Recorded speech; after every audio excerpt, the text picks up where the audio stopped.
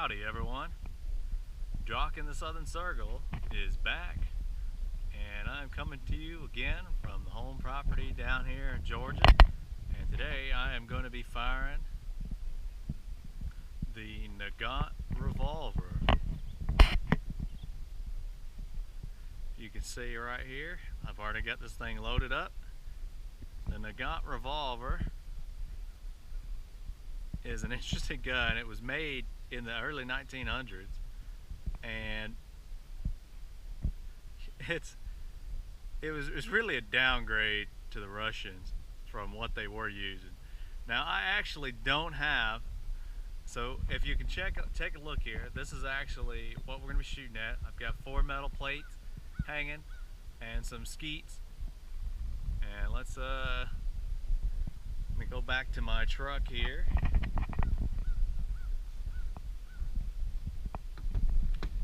And this is the ammo I'm using. I'm using 32 Smith & Wesson longs. Now, these are not what you're supposed to shoot out of this gun, but I can't get the ammo for it, so I'm just stuck with this ammo. I've got a box of it. I want to shoot it up today, so I don't want any more ammo for this gun. So we'll give it a shot and show you what it's like. Okay guys, so I am ready to go, and so y'all can see here, I've got my 1 bullet left and we are good to go. So the Smith & Wesson longs, it's supposed to shoot an ammo called 7.62 by 38R, which only shoots out of the Nagant Revolver. So let's give it a shot here. I'm gonna fire this cocking it because it has a really hard trigger that makes this gun pretty inaccurate. So let's start first by shooting at the plates.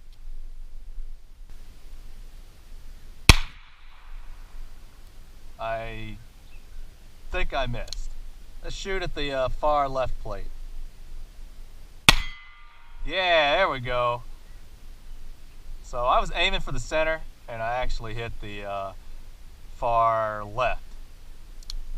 Let's shoot for the uppermost plate. There we go.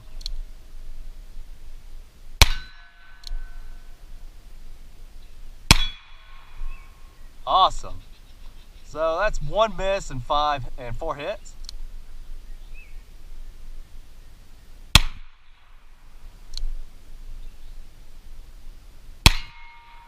Awesome.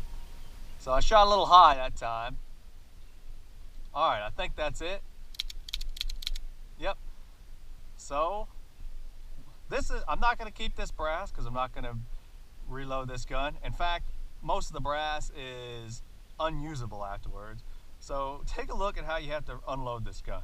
So first you have to unscrew the rod here that holds the cylinder in place.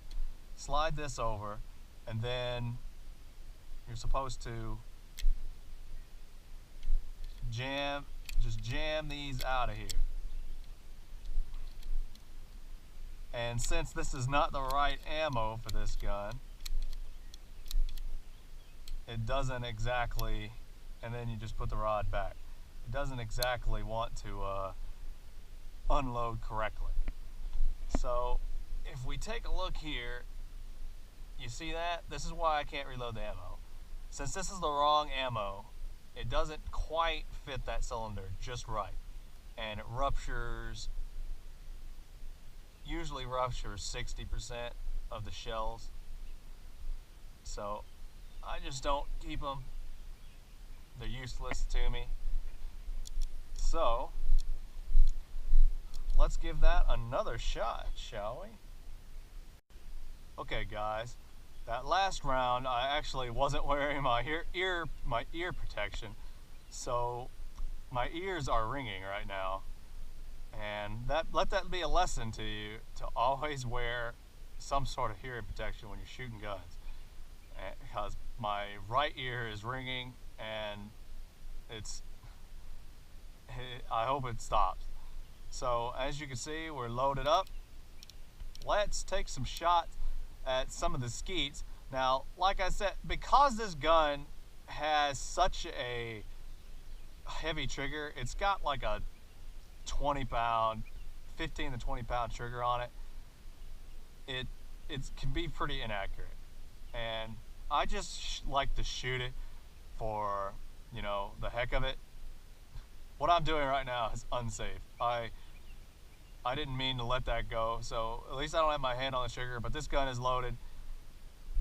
Alright, I'm going to shoot for the skeets below the plate, and then if I can hit them, I'll take a shot at the skeets below this target over here. So,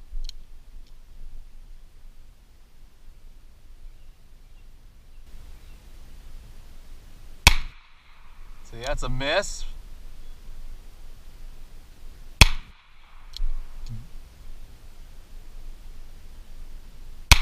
Oh, there we go. I hit one. Awesome. Two out of 4 is not bad. Alright, we're going to take a shot over here. Oh, perfect. Oh, that was just high. I think I have one more shot. Dang it. Ah, well. We cannot leave. What's the rule, guys? We cannot leave one. Alright. So, let's, oh, that one just fell out. Let's get rid of these spent cases here.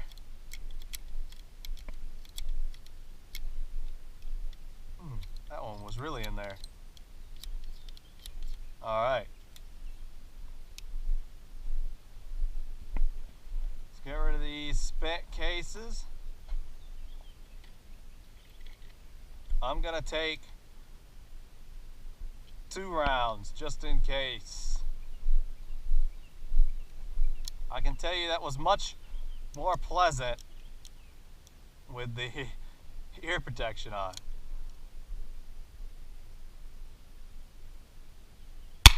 Yeah, there we go. There we go, guys. I will rotate it and put it on safe.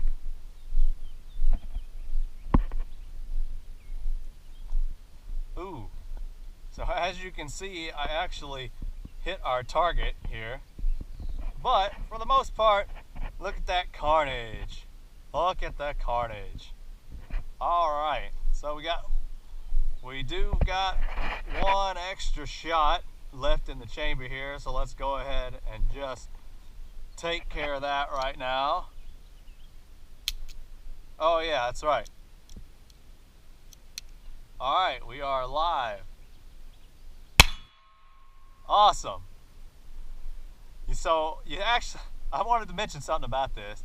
I actually made this, so hold on, we are safe.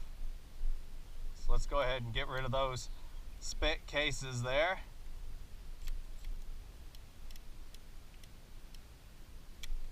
Awesome. So, we've got it was an old swing set, and I took some pieces of steel. I had my brother use a cutting torch and cut them into these squares, and then I just hung them by some wire so that I could shoot at them. I thought it was a pretty clever thing to do to get a pretty neat target. So, but that was my idea. So, interesting thing about this gun is this gun was designed to keep gases from coming out the side here when fired as a revolver. So when you cock it, it pushes up like right here, and that seals the bullets, because the bullet that is supposed to be fired out of this gun, the bullet is actually down in the casing, and when these two lock into place like this, the casing goes up a little bit into the chamber, so no gas is released. So this is actually one of the only, if not the only, revolver that could be successfully silenced. But I don't have the right ammo or a silencer, so we're not going to get to see that today, and probably not ever. I wouldn't put any more money into this gun. You can get these for like $100, and I think they're fun to shoot, especially shooting a Smith & Wesson 32 longs out of it. It's pretty safe. It's not going to rupture the gun or anything, and this gun is solid. Like, you're not going to hurt this gun. I could probably throw this up against a brick wall and it'd still shoot. Might just have some scratches on it. The other thing that's interesting about this gun is the Russians adopted this and used it all the way through World War II. Now, this gun is terrible, really, and should not have been used in warfare, at least at that point in time, when they had things like the 1911, even the 38 Webley and Enfield revolvers were better than this and could be loaded faster. You see how long it takes me to load this. Just imagine the German soldiers with a Luger up against a Russian with this. I mean, he would fire it off, and while he's reloading, the German could just look at him and be like, I'll wait till you get to the 6th round, and then I'll just unload my whole magazine into you. So I'm gonna fire it without cocking it and just show you the difference here. I probably miss. I'm gonna only fire at the plates. So let's start with the biggest target. So look at that. So let's try it two-handed, since we're firing with the trigger. Alright, I hit. Awesome.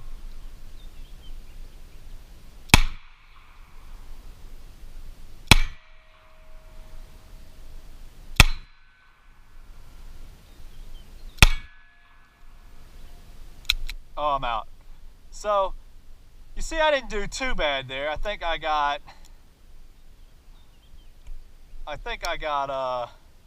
5 out of 7.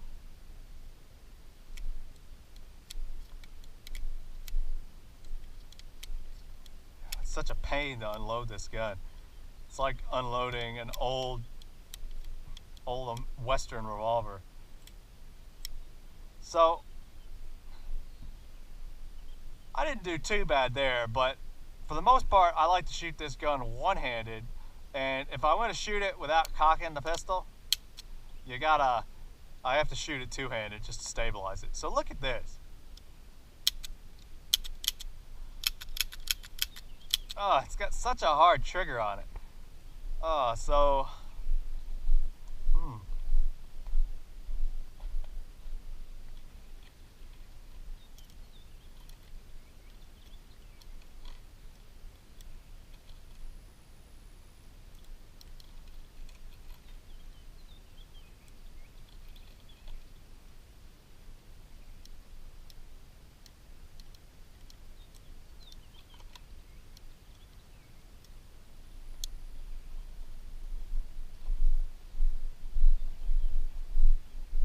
okay, guys, so I got this thing loaded again, and one thing I like to just mention is I love the feeling of this gun. It feels so good in my hands. I wish it shot a different round that wasn't so stupid and rare. Shoo. Shoo. Woo. The Southland can mess with your allergies sometimes. I doubt it's pollen, but so I'm gonna try shooting this thing quick draw, and I'm not gonna do too good. So let's just get this over with.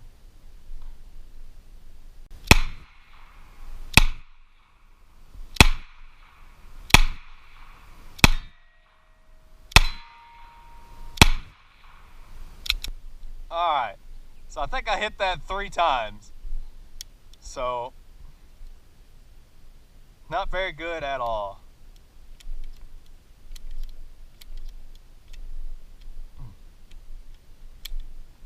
Man.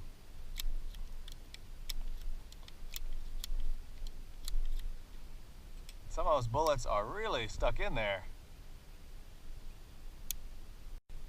Okay guys, I'm going to try to speed shoot just one more time, and then I have enough ammo left for one full chamber, one full cylinder here. So let me get in position and see if I can outdo 3 of 7. I actually only have 6 rounds in here, so let's see if I can do better than 3 hits. All right, let's go.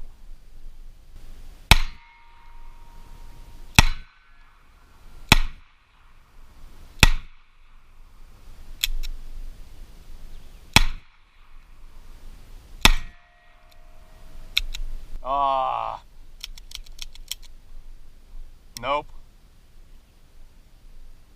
I can't.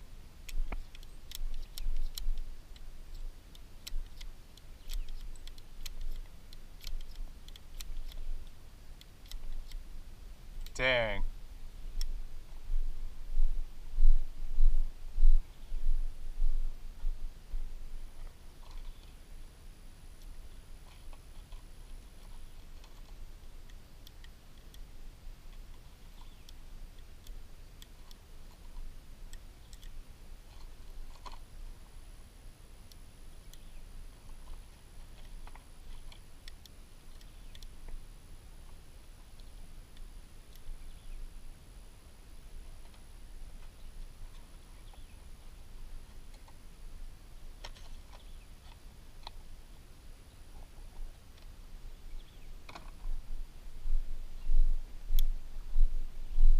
Alright guys, so definitely still not the speed shooting champion. Oh, look at all that. It's coming off onto me. So let's try to leave on the high note here. I've got one full cylinder here, and I'm going to try to go 7 for 7. I want to hit 7 for 7. So let's just take our time and end on a high note here, starting with the big target.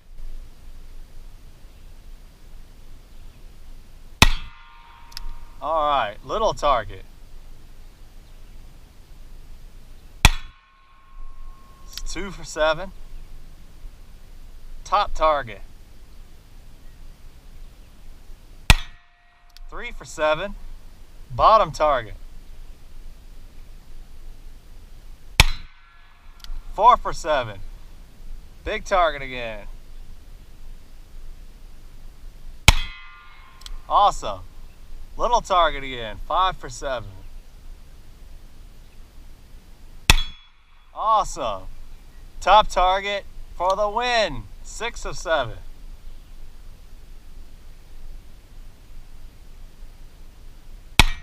Awesome. And that should do it. Awesome. 7 for 7.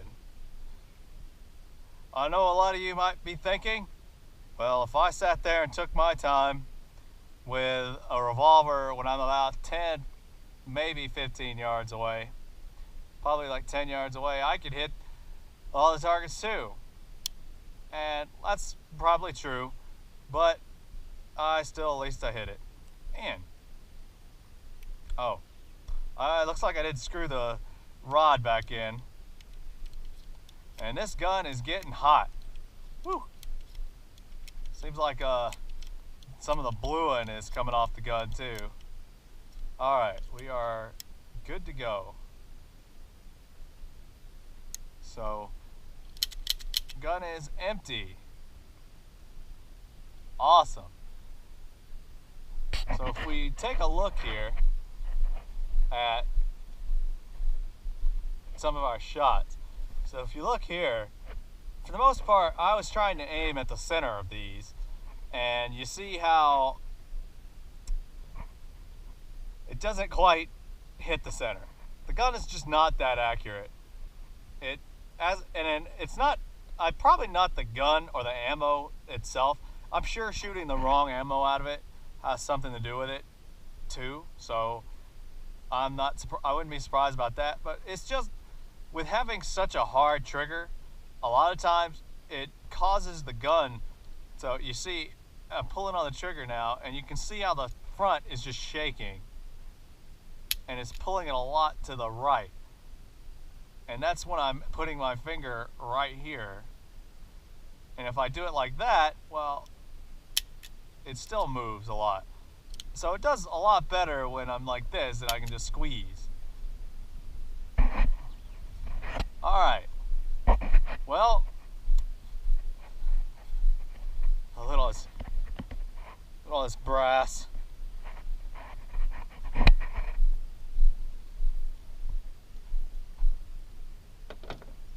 Well, you guys, that was the Nagant Revolver.